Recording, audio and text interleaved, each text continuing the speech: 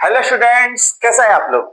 आशा करता हूं आप सभी लोग अच्छे से होंगे और जम के पढ़ाई कर रहे होंगे। तो आज हम लोग चर्चा करते हैं। हम लोग 12th के सिलेबस में अभी तक इलेक्ट्रिक चार्ज का इंट्रोडक्शन पढ़ लिए थे अपने लेक्चर 1 लेक्चर 2 में। आज देखिए मेरे पास क्या है, MTG objective NCERT finger tips. क्योंकि लोगों ने बताया कि अब एचसी वर्मा का सवाल हो गया ना, उतना इंपॉर्टेंस रहा नहीं, क्योंकि लंबा लंबा सवाल है, कुछ बताएंगे कुछ नहीं बताएंगे। ये आपका आप देख सकते हैं, इसमें लिखा हुआ है already, exclusive content for IIT JEE NEET सबके लिए ये है ना। तो इस बुक के न्यूमेरिकल्स को हम लोग फॉलो करेंगे अपने थ्योरी के बाद। तो आशा करता हूं कि आप सभी लोगों ने मेरा लेक्चर 1 लेक्चर 2 अच्छे से देखा होगा। इलेक्ट्रिक चार्ज उसके बारे में पूरा कुछ हमने बताया था, सब कुछ। और अब यहां से हम लोग न्यूमेरिकल्स बनाएंगे। ये आपका एनसीईआरटी है और इसका एडिशन है आपका, एडिशन इसका बताता हूं मैं किस साल का है। इसी साल का है ये, 2025 का, 24 का लिखा हुआ है, 2024। अब बुक के कवर से चेक कर लीजिएगा ना, एएमटीजी है ना। और इसमें पेज नंबर आपका है इलेक्ट्रिक चार्ज का, सेकंड लेसन इसका है। इधर से दो पार्ट में रहता है, इसमें 11 12 दोनों साथ मिला के। तो सेकंड पार्ट का आपका चैप्टर नंबर है इलेक्ट्रिक चार्ज एंड फील्ड, और पेज नंबर इसका है 9। आप देख सकते हैं, हमने खोल के रखा है पेज नंबर 9 ये आपका। इसमें कंटेंट वाइज दिया हुआ रहता है, introduction electric charge conductor and insulators basic properties of electric charge. इस पर डिपेंडेंट 17 न्यूमेरिकल्स हैं, जिसको आज हम लोग डिस्कस करने जा रहे हैं। Got it? ठीक है, तो आइए हम लोग शुरू करते हैं। सबसे पहला क्वेश्चन इसका, फर्स्ट में इसका क्वेश्चन कहता है electricity produced on rubbing is क्या कहलाता है, बताया थे आप लोगों ने। मेरा लेक्चर फर्स्ट देखा होगा तो बताया था मैंने कि डॉक्टर थॉमस ब्राउन, उन्होंने सबसे पहले बताया था कि रब करके जो इलेक्ट्रिसिटी प्रोड्यूस करवाते हैं उसको हम लोग बोलते हैं स्टैटिक इलेक्ट्रिसिटी। यानी कि फर्स्ट क्वेश्चन का ए सही होगा। रबिंग के बाद क्योंकि मोशन करेगा तो वो करंट इलेक्ट्रिसिटी हो जाएगा, नहीं चार्ज पार्टिकल रेस्ट में तो स्टैटिक इलेक्ट्रिसिटी या इलेक्ट्रोस्टैटिक सब जानते होइएगा। क्वेश्चन 2 कहता है when a person combs his hair, कोई आदमी अपने कंघी से बाल बनाता है। Static electricity is sometimes generated by what process, तो किस प्रोसेस से इलेक्ट्रिसिटी जनरेट होगा। ऑप्शन दिया हुआ है contact between the comb and hair results in a charge, किसी कम्ब को हेयर के संपर्क में रखेंगे तो चार्ज होगा, नहीं ना होगा, नहीं होगा। चार्ज संपर्क में रखने पे कंडक्शन के थ्रू होता है। बी ऑप्शन कहता है friction between the comb and hair results in the transfer of electrons, जब बाल के साथ रगड़ते हैं तो इलेक्ट्रॉन का ट्रांसफर होता है। यही ऑप्शन इसका सही भी है। तीसरा ऑप्शन इसे है conduction between the comb and hair, नहीं होगा। इंडक्शन बिटवीन द कम्ब, आप लोगों को बताए थे फ्रिक्शन कंडक्शन और इंडक्शन तीनों के थ्रू कोई बॉडी चार्ज कैसे होता है। तो थोड़ा बड़ा लिख देते हैं। तो पहला का ए हो गया, दूसरा का बी हो गया, तीसरा का आइए देखते हैं। तीसरा इलेक्ट्रिक चार्ज का question, there are two types of electric charges, positive charge and negative charge. The property which differentiate the two types of charges is, किस प्रॉपर्टी से हम लोग डिफरेंशिएट करते हैं, डिस्टिंग्विश करते हैं किसको, ये पॉजिटिव चार्ज है नेगेटिव चार्ज है। आपको याद होगा बताए थे पोलैरिटी की वजह से, कोई चार्ज पॉजिटिव है कि नेगेटिव है कैसे पता चलेगा, इलेक्ट्रॉन के लेन देन से। इलेक्ट्रॉन लिया कि दिया तो पोलराइज्ड होता है वो, है ना। तो पोलैरिटी से हम लोग पकड़ते हैं, तो इसका ऑप्शन नंबर डी हो जाएगा, तीसरा का डी। चौथा क्वेश्चन आपका है what will happen when we rub a glass rod with silk cloth, क्या होगा जब एक ग्लास रॉड को हम लोग सिल्क के साथ, कितना भारी है भाई, हाथ दुखा गया खोल के, क्या होगा जब किसी ग्लास रॉड को हम लोग सिल्क के साथ रगड़ेंगे। तो ऑप्शन कह रहा है some of the electrons from the glass rod are transferred to the silk cloth, कुछ इलेक्ट्रॉन ग्लास रॉड का सिल्क क्लॉथ पर चला जाएगा, ठीक है, जाता ही है। The glass rod gets positive charge and silk cloth gets negative charge. ये बात भी सही है। ग्लास रॉड के आउटरमोस्ट ऑर्बिट में इलेक्ट्रॉन ज्यादा होता है, चर्चा में बताए थे आपको। जब सिल्क के साथ रगड़ते हैं तो उसका इलेक्ट्रॉन रगड़ मात्र से ही हीट एनर्जी लेता है, रगड़ने से ही हीट एनर्जी लेता है और इलेक्ट्रॉन उसका टूट जाता है। कॉन्सेप्ट आपको बताए थे, तो दोनों सही है इसका। सी में कहता है new charges are created in the process of rubbing. Rub करने से नया चार्ज प्रोड्यूस होता है। भाई charge neither be created not be destroy, वो तो जानते ही हम लोग, नया थोड़े प्रोड्यूस होगा। डी ऑप्शन कहता है both A and B are correct. तो सीधा सा बात है, चौथा का डी ही सही होगा। ए और बी दोनों ऑप्शन आपका सही है। बुक ले लीजिएगा इसका, ये किताब एमटीजी आप लोग ले लीजिएगा, 11 12 दोनों होता है और इसका सॉल्यूशन डालेंगे हम, है ना। आप मेरे साथ वीडियो पे बने रहिए तो निश्चित ही आपको लाभ मिलेगा न्यूमेरिकल्स का। पांचवा क्वेश्चन कहता है when two bodies are rubbed against each other they acquire. क्या एक्वायर करता है जब दो बॉडी को रगड़ते हैं? तो ऑप्शन कहता है equal and similar charge. Similar तो होगा नहीं, कोई इलेक्ट्रॉन लेगा तो कोई देगा, एक पॉजिटिव एक नेगेटिव होगा, जानते होइएगा। Equal and opposite charges, B option तो सही दिख रहा है। सी में कहता है अनइक्वल एंड सिमिलर चार्जेस, नहीं होगा। अनइक्वल एंड अपोजिट भी नहीं होगा, तो इसका 5 का बी, 5 नंबर का बी सही होगा। ठीक है, 6 पे आइए। 6 नंबर क्या कहता है? ऑब्जेक्ट में acquire an excess of deficiency of charge by. Deficiency of charge मतलब कमी हो जाता है इसका, नहीं किसकी वजह से हो जाता है? रगड़ने से।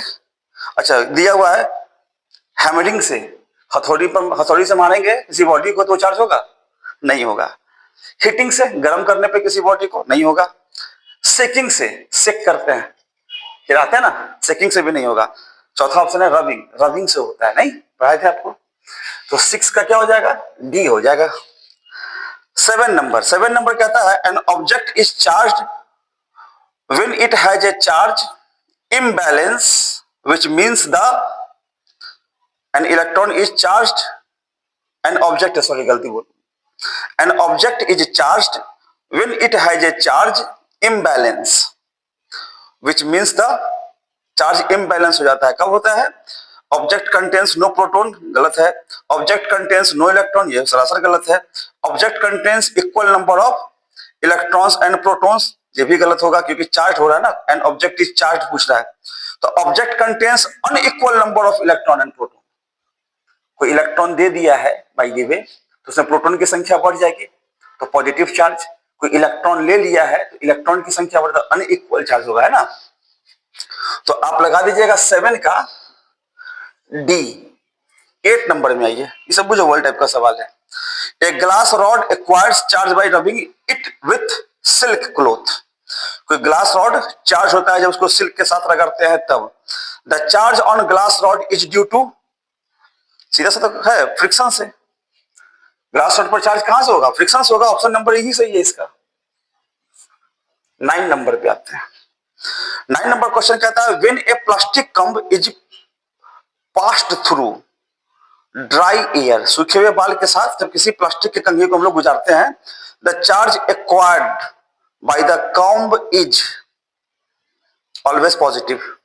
9 का भी होना चाहिए। ये क्वेश्चन तो ऑलरेडी आपको घुमा के पूछ रखा है यहां पे। ये क्वेश्चन आप देखिएगा, क्वेश्चन नंबर 4 में ये नहीं पढ़े थे हम लोग?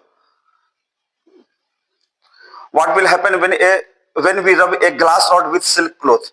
तो ऑप्शन था सही वाला, some of the electrons from the glass rod are transfer to the silk cloth. जब कुछ इलेक्ट्रॉन ग्लास रॉड का सिल्क क्लॉथ पे चला जाएगा तो ग्लास रॉड क्या हो जाएगा? पॉजिटिवली चार्ज हो जाएगा। यहां भी आपका 8 नंबर, 18 नंबर, यहाँ पर 9 नंबर क्वेश्चन क्या कहता है? व्हेन ए प्लास्टिक कम, तो ग्लास रॉड के जैसा ही हुआ, is passed through dry air, किसी ड्राई एयर हेयर से पास करता है। The charge acquired by the comb is, तो कॉम्ब कौन सा चार्ज एक्वायर्ड करेगा? सिल्क के साथ रख रहे हैं तो पॉजिटिव चार्ज एक्वायर करेगा। हालांकि इसका आंसर बी होगा। 10 में आइए, सब थ्योरेटिकल सवाल है। कंडक्टर्स एंड इंसुलेटर्स का है। Which of the following is not an insulator. इसमें से इंसुलेटर कौन नहीं है? ड्राई एयर क्या इंसुलेटर है? ड्राई एयर इंसुलेटर नहीं है। डायमंड नहीं है, एपोनाइट नहीं है, ह्यूमन बॉडी ये सही है। ह्यूमन बॉडी भी इंसुलेटर को कंडक्ट, इलेक्ट्रिसिटी को कंडक्ट कर सकता है, तब ना तार छूते तक करंट मारता है मेरे भाई, लकड़ी वगैरह में कहां मारता है। लेकिन अगर किसी बिजली के तार हो तो करंट हो जाएगा पूरे, भी क्या हो गया। 10 हो गया, 11 पे आइए, 11 नंबर।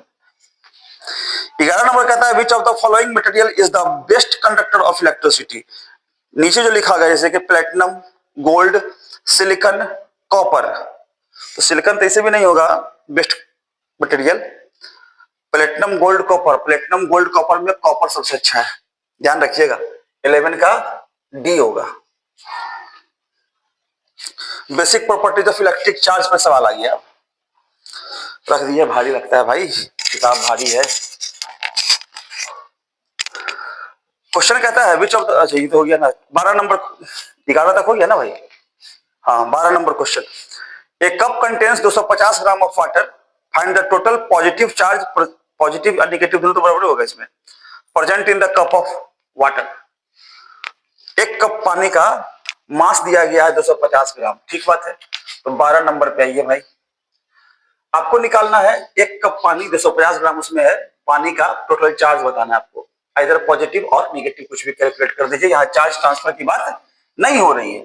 तो आपको निकालना पड़ेगा सबसे पहले 12 नंबर में नंबर ऑफ इलेक्ट्रॉन्स। ये क्या होता है, मोल कॉन्सेप्ट के हिसाब से आप लोग को बताए थे, आपको पता भी होगा, ये होता है number of moles. Number of moles का मतलब weight in gram by molecular weight गुना एवोगाड्रो नंबर है। जब फॉर्मूला कैरी कर सकते हैं। अब इलेक्ट्रॉन पूछ रहा ना, तो इलेक्ट्रॉन पूछ रहा है तो ऑक्सीजन का 8 इलेक्ट्रॉन और हाइड्रोजन का H2O बोलते हैं ना हम लोग, H2O है। ऑक्सीजन का 8, हाइड्रोजन का 2, 8 2, मतलब इसका नाम लिख देंगे एटॉमिसिटी, आणविकता जिसको कहते हैं। तो small n is equal to, weight in gram कितना दिया हुआ था 250 ग्राम, तो ग्राम बताइए कितना अच्छा। पानी का मॉलिक्यूलर 8 गुना 16, 2 18, 18 हो गया इसका molecular weight. Avogadro number 6.02 into 10 to the power 23 और एटॉमिसिटी हो गया इसका 10। इसी को गुना वुना करेंगे और क्या करेंगे, कुछ कटने छटने वाला डायरेक्टली मिलने जाता, गुना कर लीजिए खुद से। नाउ Q बराबर क्या लिखते हैं, Ne, n निकाल लीजिए ना ये वाला, तो 250 by 18 into 6.02 into 10 to the power 23 into 10 और E इलेक्ट्रॉन का charge 1.6 into 10 to the power -19, value डाल देंगे हम लोग। अब इसी को कैलकुलेट करना है तो कीजिए, 1 0 2 0 कटा तो पावर हो गया 17, 17 6 23, 25 बटा 18 गुना 6.02 इंटू 1.6 और पावर हो जाएगा प्लस में 6, क्योंकि माइनस में 17 है ना, तो प्लस में 6। इसी को सॉल्व कीजिएगा तो आपको आंसर आ जाएगा। इसे 12 का आंसर इसको गुना करने पर आएगा कितना, जो भी इसका आंसर आएगा नोट करके देख लीजिएगा कितना है। 13 पे आइए, ये नंबरिकल वाला सवाल था तो गुना भाग करने का सुविधा नहीं ना भाई, वो तो आप खुद भी कर सकते हैं, कैसे बनेगा वो सीखिए मेरे से, है ना, गुना भाग खुद कर लीजिएगा। 13 नंबर क्वेश्चन कहता है कि ए पॉलिथीन पाइप रब्ड विथ ऊल, किसी पॉलिथीन पन्नी वाले रॉड वगैरह को ऊन के साथ रगड़ देते हैं। Wool is found to have a negative charge of इतना कूलम, यानी कि 13 में क्यू दिया हुआ है कितना, 6 into 10 to the power -7 coulomb, ठीक। The number of electrons transferred to polythene from wool is, आपको याद होगा सिंस Q बराबर क्या लिखते हैं Ne, तो N बराबर क्या हो जाएगा Q बाई E, Q का value 6 into 10 to the power -7 question में दिया हुआ था, E का value 1.6 into 10 to the power -19। इसी को काट छाट कर देना और क्या करना भाई, 7 से 19 कटेगा तो 12 चला गया ऊपर, तो n is equal to 6/1.6 into 10 to the power 12 electrons. इसी को गुना होना कीजिएगा, आ जाएगा आंसर। इसको गुना करने पर आंसर आपका आ जाएगा। 6 को 1.6 से डायरेक्ट तो कटेगा नहीं ना, 16 चौका 64, 4 से कुछ कम, 3 दशमलव कुछ कुछ होना चाहिए इसका। अच्छा पावर से मिला लेंगे ना, पावर 12, ऑप्शन नंबर डी इसका हो जाएगा। पावर 12 है तो ऑप्शन नंबर डी आ जाएगा। चलिए 13 के बाद हम लोग आते हैं 14 नंबर पे। 14 नंबर क्वेश्चन क्या कहता है भाई, पेज पलटना होगा। 14 नंबर क्वेश्चन कहता है if 10 to the power 9 electrons move out of a body to another body, 10 to the power 9 electron एक बॉडी से दूसरे बॉडी में मूव कर जा रहा है एवरी सेकेंड, प्रति सेकेंड, then the time required to get a total charge of a coulomb on the other. तो कितने समय में आपको टाइम बताना है कि कितने समय में एक कूलम्ब चार्ज ट्रांसफर हो जाएगा, और आंसर निकाल के बताना आपको ईयर में, साल में बताना होगा। सही बात है, साल लग ही जाते हैं, बहुत सारा समय लगता है। तो इसमें आपको निकालना होगा सबसे पहले नंबर ऑफ इलेक्ट्रॉन्स ट्रांसफर्ड। तो इलेक्ट्रॉन ट्रांसफर किया है आपका 10 टू द पावर 9 ना, तो चार्ज ट्रांसफर्ड पर सेकेंड Q बराबर NE। N हो गया आपका 10 टू द पावर 9 और E का value 1.6 into 10 to the power -19, तो Q लिख देंगे 1.6 into 10 to the power -10 coulomb. इतना कूलम्ब एक सेकेंड में जाता है। तो अब कह सकते हैं टाइम रिक्वायर्ड टू पास एक कूलम्ब इज T बराबर 1/1.6 इंटू 10 टू द पावर -10, -10 चला जाएगा ऊपर, तो 1 into 10 to the power 10 by 1.6 भाग देंगे तो भाग लगेगा ही नहीं, तो एक पावर शिफ्ट कर जाते हैं। 10 गुना 10 का पावर 9 बटा 1.6, 1.6 को 10 को 1.6 से भाग दीजिएगा तो 6.25 into 10 to the power 9 second में आ गया भाई, सेकेंड में। अब आपको निकालना है, चूंकि इसका आंसर क्वेश्चन में ही कर रहा है कि ईयर में बताइए, आप साल में बताइए।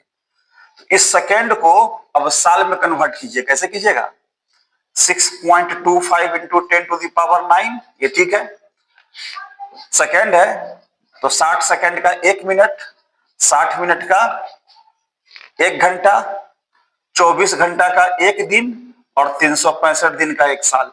एवरेज कैलकुलेशन है भैया, इसको गुना भाग कीजिएगा तो आपका आंसर आ जाएगा। 100% इसका आंसर आएगा।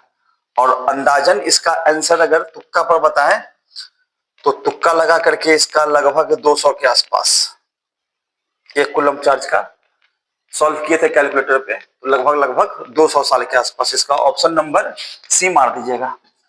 एक कूलम्ब तो बड़ा कॉमन टाइप का सवाल है ये, क्लास में बताते हैं, है ना। तो लगभग इसको जब भाग गुना भाग कीजिएगा ना, कैसे कीजिएगा सो भी बताते हैं। ये आपका होगा 6.25 इंटू 10 टू द पावर 9, इतना डिजिट का गुना कीजिएगा ना, इतना डिजिट का, ये होता है 86,400 गुना 365, पॉइंट में शिफ्ट कर जाइए और पावर को मल्टीप्लाई कर लीजिए, सॉल्व कीजिएगा, आ जाएगा। ये पॉइंट में घसक के पावर में आ जाएगा, पावर से पावर काट करके जो भी आपका आंसर आएगा आप उसको नोट डाउन कर सकते हैं। ये लगभग सी ही होगा, इसका लगभग 200 के आसपास आता है, हम लोगों ने सॉल्व किया था पास्ट में कभी। चलिए 2 क्वेश्चन और बच गया। क्वेश्चन नंबर 14 के बाद 15, 16, 17, 3 क्वेश्चन ना, 17 को सवाल है। नोट कर लीजिएगा आप लोग, वीडियो को रोक रोक के। 14 के बाद हम लोग आते हैं क्वेश्चन नंबर 15 पे।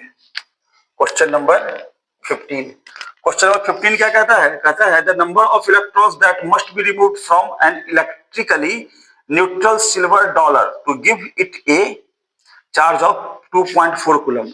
कितना इलेक्ट्रॉन निकाल ले भैया, तो n बराबर सीखे है ना Q बटा E, कितना इलेक्ट्रॉन निकाल ले, इसका चार्ज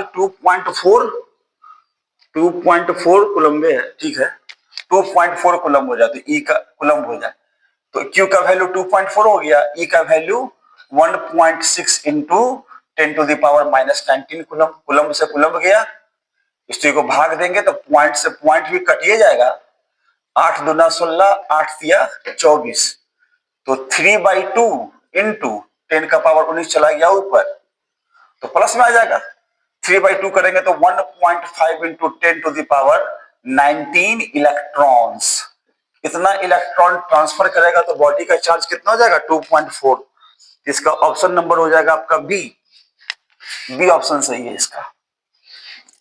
16 पे आइए अब, 16 नंबर क्वेश्चन क्या कहता है, a coin is made up of aluminium and wax, ये भी आ गया एटॉमिसिटी वाला 0.75 ग्राम, ठीक है, it has a square shape, shape से क्या ही मतलब है, and its diagonal measures 17 mm, इससे भी कोई विशेष मतलब नहीं है, इट इज इलेक्ट्रिकली, वेट है ना, electrically neutral and contains equal number of positive and negative charges, the magnitude of these charges, तो चार्ज का मैग्नीट्यूड निकालना है आपको, एटॉमिक मास दिया हुआ है, मतलब मॉलिक्यूलर वेट 26.98, लगभग 27 तो ले ही सकते हैं इसका। आइए देखते हैं, आपको फॉर्मूला जो भी पानी वाला निकाले ना, 1 कप पानी वाला, सेम सवाल है, यहां भी लिखेंगे number of electrons is equal to weight in gram by molecular weight गुना एवोगाड्रो नंबर गुना एटॉमिसिटी, एल्युमिनियम का 13 होता है, तो n हो गया आपका 0.75 ग्राम है, तो 0.75 ग्राम, एटॉमिक वेट इसका दिया हुआ है 26.98, तो 26.98, एवोगाड्रो नंबर 6.023 भी होता है, लेकिन चलिए उतना ही ठीक है। एल्युमिनियम का एटॉमिसिटी 13 होता है, याद होगा केमिस्ट्री वाले से बताए होंगे आप। ये हो गया आपका नंबर ऑफ इलेक्ट्रॉन्स। नाउ यहां से चार्ज निकाल दीजिए, क्यू बराबर क्या लिखते हैं, एन ई, एन कैलकुलेट कर ही चुके हैं, एक साथ कैलकुलेट कीजिएगा तो 0.75 बाई 26.98 इंटू 6.02 इंटू 10⁻23, एटॉमिसिटी हो गया 13, और इलेक्ट्रॉनिक चार्ज 1.6 इंटू 10⁻⁻19 कूलम, इसको गुना कीजिएगा, 13 दूना 26, नहीं ना कटेगा, 2 से कुछ ज्यादा हो जाएगा, ये मोटा मोटी में काट के देखें, इसे तो गुना कीजिएगा आ जाएगा, मोटा मोटी में 13 दूना 26, 2 से कुछ ज्यादा, 2 तिया लगभग 6। अब अभी भी तो कहां से गुना करेंगे, होगा तो अगले दिन से कैलकुलेटर रखेंगे, वो है ना, फटाफट गुना करके आंसर निकाल दिया करेंगे। फिलहाल आप लोग गुना कर लीजिएगा, इसे अब बच गया लगभग 0.75 को 3 से गुना कर देंगे तो 2.25 आएगा, इसको गुना करिए दिए, पावर गुना बच गया 1.6, इधर 19 4 23, 10⁻4, तो आंसर अंदाजा से देखते हैं 16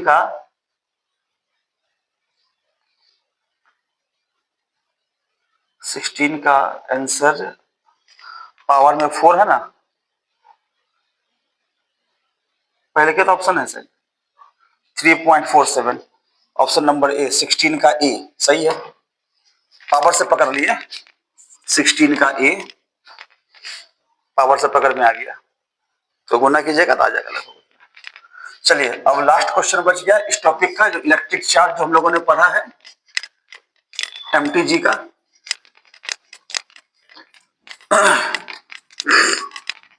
तो आइए देखते हैं इसको अब।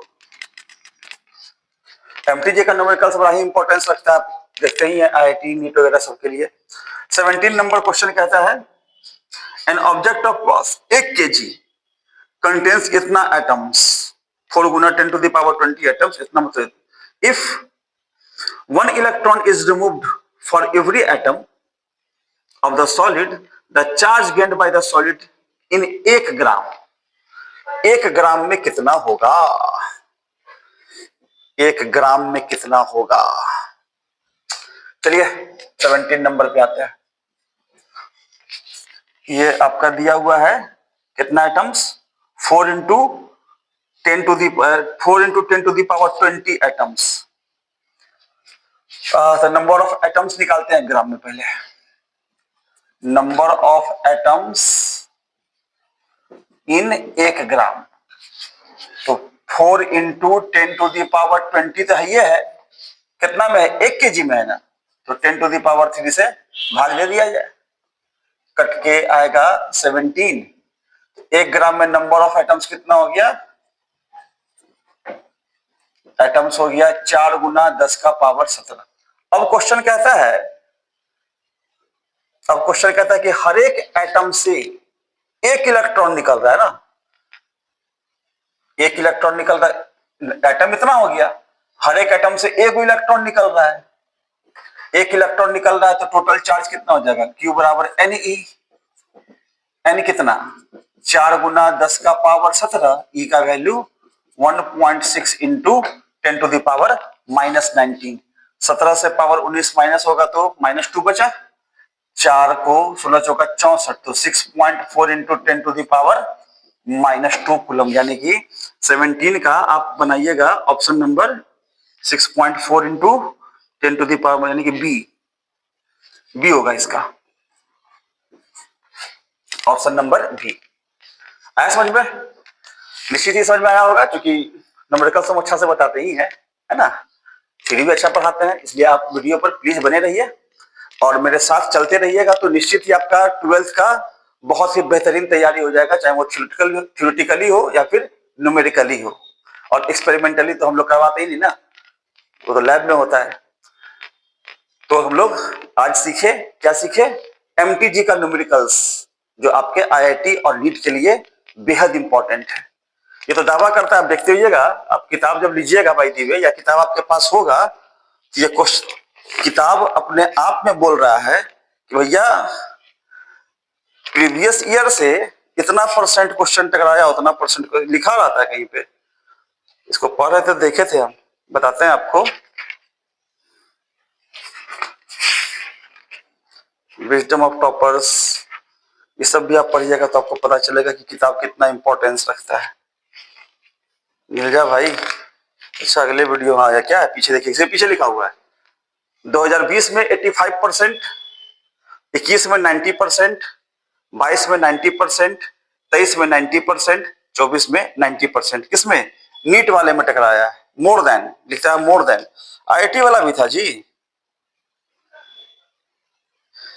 इसका जी मेन का भी क्वेश्चंस है, तो वो भी हम लोग अलग से करवा दिया करेंगे आपको। ये तो नीट के लिए बहुत ही इंपॉर्टेंट है, आप इसको जम के पढ़िए, जम के बनाइए, एक बार देखने से वो नहीं सीख पाइएगा, है ना। इसको क्या कीजिएगा, किताब आपके पास ये वाला है तो इसको दोबारा भी बनाइएगा खुद से, समझ के एक बार, मतलब देखिए प्रैक्टिस का मतलब क्या होता है, किए गए काम को बार बार करना। आपने एक बार न्यूमेरिकल्स को देखा, समझ में आया, अच्छी बात है, दूसरी बार इसको बना के देखते हैं ना खुद से, नहीं बनेगा, कुछ में फंसेंगे तो फिर से देख लेंगे वीडियो को, और उसके बाद फिर से बनाने का अपने से प्रयास करेंगे, खुद से बनना चाहिए। तो बार बार उसी को, बने हुए सवालों को बार बार बनाइएगा तो आपका प्रैक्टिस इंप्रूव होगा, और जैसे से आपका प्रैक्टिस इंप्रूव होगा, न्यूमेरिकल्स पे कमांड होगा, पकड़ बनेगा, और आपका IIT और नीट का सपना निश्चित ही साकार होगा। इन्हीं शुभकामनाओं के साथ हम लोग मिलते हैं अगले वीडियो में। तब तक के लिए अगर चैनल पे नए हैं तो प्लीज सब्सक्राइब कर दीजिए, बेल आइकन को भी दबा दीजिए, क्योंकि वीडियो हम लगातार डालते ही हैं और आप देखते भी होइएगा, और अपने लोगों से शेयर, अपने दोस्तों से शेयर भी कर दीजिए, ताकि उन्हें भी लाभ मिले, न्यूमेरिकल्स वो भी सीखे, बनाए और जीवन में अच्छा कर पाए। ठीक है, तो मिलते हैं फिर अगले वीडियो में, तब तक के लिए बाय, थैंक यू।